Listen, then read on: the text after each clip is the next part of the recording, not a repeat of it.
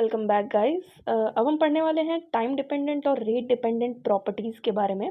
तो इनमें हम 4 प्रॉपर्टीज़ के बारे में पढ़ेंगे। क्रीप, स्ट्रेस रिलैक्सेशन, हिस्टेरेसिस और स्ट्रेन रेट सेंसिटिविटी के बारे में। ठीक है, सबसे पहले हम क्रीप समझते हैं। तो क्रीप में क्या होता है कि किसी भी टिश्यू या फिर मान लीजिए हम टिश्यू का एग्जांपल लेते हैं, उस पर जब हम कोई लोड डालते हैं, जैसे कि मान लेते हैं ये कोई इलास्टिक टिश्यू है, ठीक है।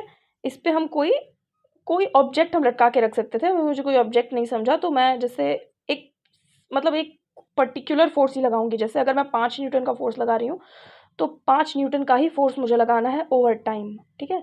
तो जैसे ही मैंने शुरू में 5 न्यूटन का फोर्स इस पर लटकाया, तो मान लीजिए मैं इसमें एक एप्पल लटकाती, मेरा हाथ एक एप्पल है, लटकाया, तुरंत इसमें एक प्लास्टिक चेंज आ गया, इसकी लेंथ बढ़ गई, ठीक है।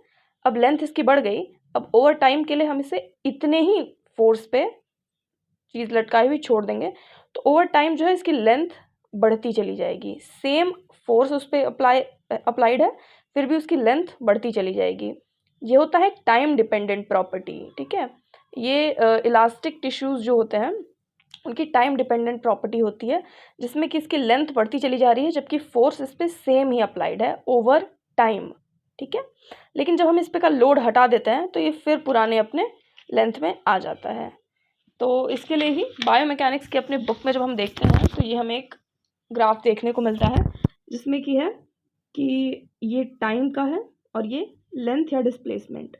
तो जब t0 से t0 से हम t1 तक आते हैं, इस टाइम तक आते हैं, तो हमने एक पर्टिकुलर इसको पर्टिकुलर फोर्स में दिया था, तो इसमें इतनी लेंथ, सेम ही लेंथ चेंज हुई थी ओवर दिस टाइम, ठीक है। मतलब लेंथ थोड़ी थोड़ी बढ़ती चली जा रही है, जैसे कि हम देख पा रहे हैं सेम फोर्स में। उसके बाद जब हमने अनलोड कर दिया वो चीज़, जिस ऑब्जेक्ट या फिर जो भी फोर्स हमने अप्लाई किया था या जो भी लोड उस पर हमें लटकाया था, वो जब हम हटा देते हैं यानी कि अनलोड कर देते हैं, तो फिर ओवर टाइम वो उसकी रिकवरी हो जाती है और वो फिर पुराने लेंथ में आ जाता है। इस फिनोमेनन को कहते हैं creep. Okay, thank you very much.